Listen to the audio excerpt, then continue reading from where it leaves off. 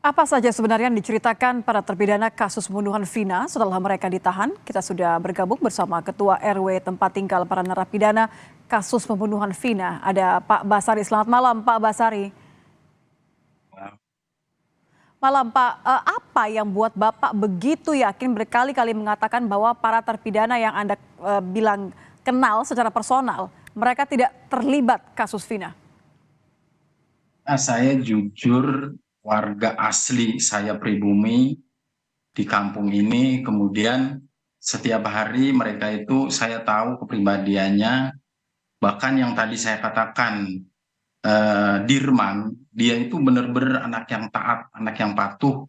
Setiap salat waktunya tepat, kemudian selalu berjamaah. Kemudian musola itu kebetulan posisinya di sebelah utara warung saya, Bu. Mhm. Nah, posisi Dirman itu rumahnya di sebelah selatan warung saya, dan dia selalu lewat di depan warung saya. Jadi saya itu begitu mendengar anak-anak ditangkap polisi, waktu itu memang saya dengar dari lek-lekan ada warga hajatan, bahkan ada salah satu warga menyampaikan ke saya, beliau masih memanggil saya itu Pak RW. Pak Mhm. RW dengar enggak itu anak-anak pada ditangkapin polisi. Siapa?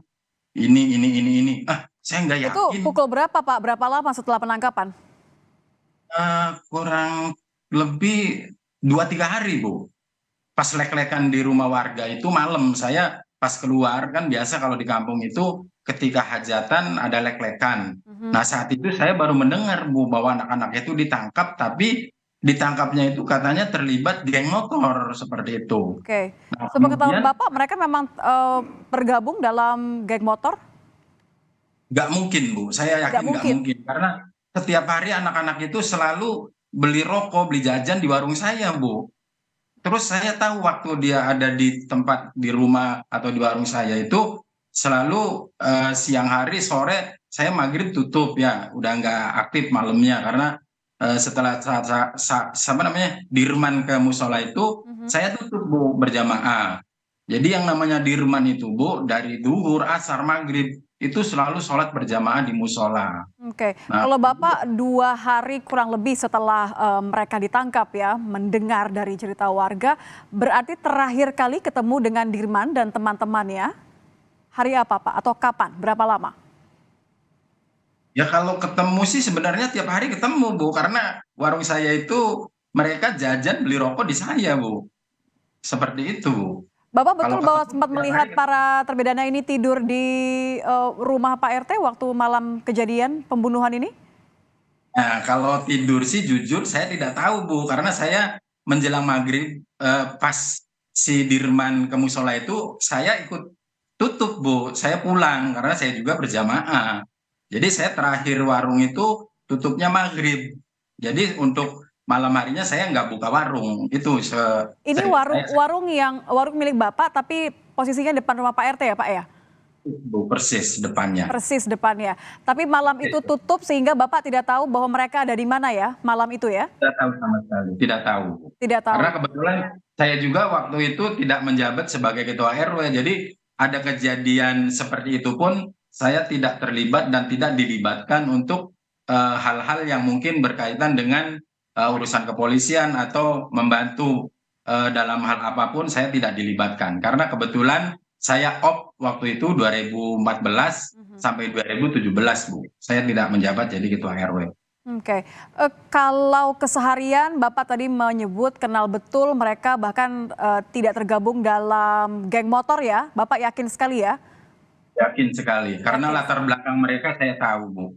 Kondisi ekonominya pun mohon maaf dalam tanda kutip menengah ke bawah. Bagaimana dia bisa beli motor? Mau saya tahu ada yang nggak punya motor, ada. Bahkan kalau jajan pun ya mohon maaf, Bu, itu uangnya receh, Bu. Mohon maaf, kasihan, Bu. Kalau sampai bahasa membunuh, memerkosa, Masya Allah, saya nangis saat itu, Bu. Nggak percaya sama sekali. Apalagi lihat Dirman itu taat banget anaknya. Masa sekejam itu Dirman, Bu? Saya nggak yakin. Sampai saat ini pun saya nggak yakin. Dari mereka ini ada yang namanya Peggy nggak Pak? Atau pernah cerita mungkin bahwa ada yang namanya Peggy di lingkungan Bapak, ada yang, Peggy yang merupakan anggota geng motor, atau Peggy yang, mereka punya masalah mungkin atau pertemanan di antara mereka? nggak ada Bu. Saya nggak kenal Peggy, dan memang di wilayah saya pun nggak ada yang namanya Peggy. Jadi saya tahu ya warga saya aja, saya tahu tuh Bu, yang mendengar dibawa ke polisi kasus geng motor. Udah sebatas itu saya tahunya saat itu. Setelah Bapak dengar bahwa Dirman dan teman-temannya ini ditangkap polisi, apakah Bapak sempat bicara dengan keluarga? Nah, saat saya maju lagi jadi pengurus RW, seingat saya 2017 bulan November, kemudian di awal 2018 saya izin Bu ke masing-masing orang tua yang anaknya ditahan itu, saya pengen ketemu dengan mereka-mereka Bu, untuk meyakinkan bahwa benar-benar mereka itu tidak terlibat sama sekali dalam hal pembunuhan atau pemerkosaan yang Yang terjadi, dituduhkan ya? ya, yang dituduhkan itu. Dan Oke. alhamdulillah orang tua mereka mengizinkan saya untuk datang ke lapas, bahkan mereka pun semua Sempat mengantar bercerita dengan ke Bapak. tahanan. Pak, saya Betul. ingin ditahan dulu sebentar, saya ingin lebih jauh lagi mendengar apa yang mereka ceritakan kepada Pak Basari. Namun setelah jeda, mohon tetap bergabung bersama kami Pak Basari di Kompas Malam. Saat lagi kami akan kembali dengan informasinya usai jeda.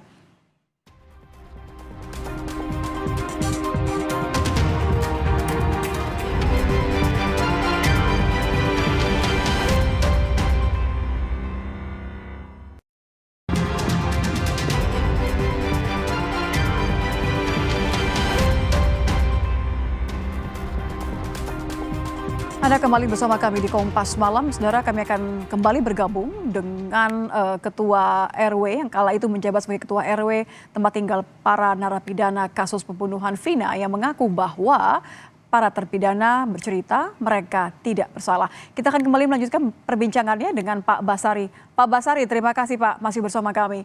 Anda mengatakan tadi sebelum jeda bahwa sempat setelah mengetahui bahwa Dirman dan teman-temannya ini ditahan, ada sempat menjenguk.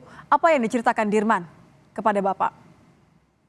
Saat saya berkunjung ke lapas itu bukan Dirman secara pribadi ya Bu ya, berkelompok, artinya semua yang ada di dalam itu ketemu semua dengan orang tuanya.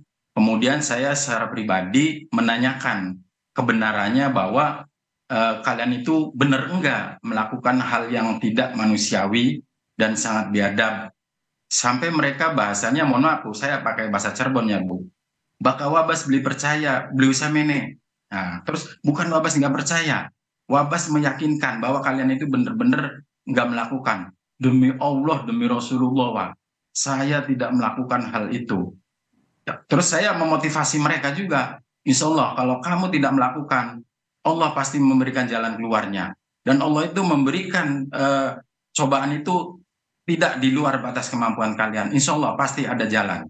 Nah, seperti itu Bu, saya memotivasi anak-anak yang ada di dalam itu.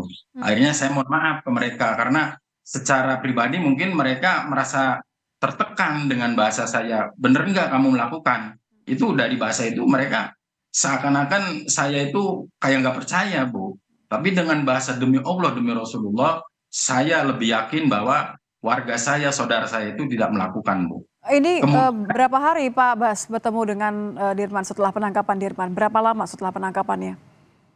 lama Ibu, penangkapan kan 2016 ya. Kemudian saya kan jadi RW itu 2017 November, kemudian 2018 saya baru bisa datang karena saya supaya ada kepercayaan kepada mereka bahwa saya pun selaku pengurus ikut apa istilahnya, mencari kebenaran gitu loh Bu. Barangkali saya mampu, saya bisa, insya Allah saya akan mencari titik temunya. Tapi di saat itu ya memang karena kondisi saya juga tidak memahami hal-hal yang sedang dihadapi oleh warga saya, ya mungkin sebatas menjenguk dan ingin ketemu dan meyakinkan bahwa warga saya itu tidak terlibat dalam hal-hal yang di luar pri-kemanusiaan itu Bu. Mungkin seperti Kondisinya itu. Dirman ketika Bapak tanyakan itu bagaimana Pak? Kondisi mereka semua ya, tidak hanya Dirman. Ya seperti itu, cuma memberikan jawaban bahwa saya demi Allah, demi Rasulullah, Pak. Ya kemudian ngobrol biasa. Saya memotivasi mereka-mereka, kemudian saya nanya, terus kalian gimana sholatnya di sini? Alhamdulillah, Wah, saya di sini sholat semua. Bahkan di sini saya ada kegiatan ini dan itu, ada keterampilan, bahkan saya disuruh mengelola mengelola warung seperti itu, Bu. Hmm. Jadi saya juga. Nah, kemudian dari anak-anak yang ada di dalam itu, ya mereka meminta doa. Ya Wah, mohon doanya mudah-mudahan ada jalan, ada solusi biar saya bisa bebas.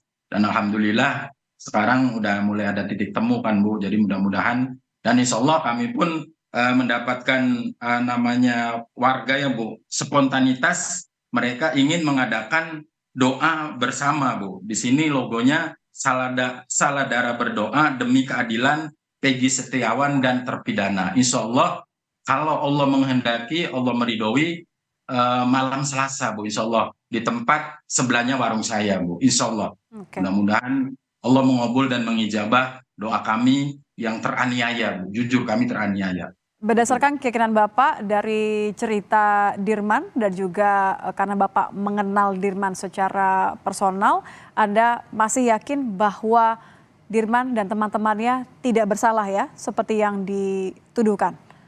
Insya Allah tidak, Bu. Menurut saya tidak sama sekali. Karena saya yakin mereka itu anak-anak yang baik dan anak-anak yang patuh. Bahkan dia melakukan sholat dengan tepat waktu. Itu yang saya tahu. Dan saya yakin mereka tidak melakukan hal yang biadab itu, Bu. Insya Allah tidak. Menurut Oke. saya tidak terlibat. Setelah 8 tahun berlalu, Bapak, apa saja informasi-informasi yang mungkin beredar di antara warga atau informasi-informasi baru mengingat beberapa bulan terakhir ini kan begitu besar ya sorotannya masyarakat terhadap kasus ini. Apakah ada informasi-informasi baru dari keluarga maupun juga cerita dari Dirman dan teman-teman sendiri?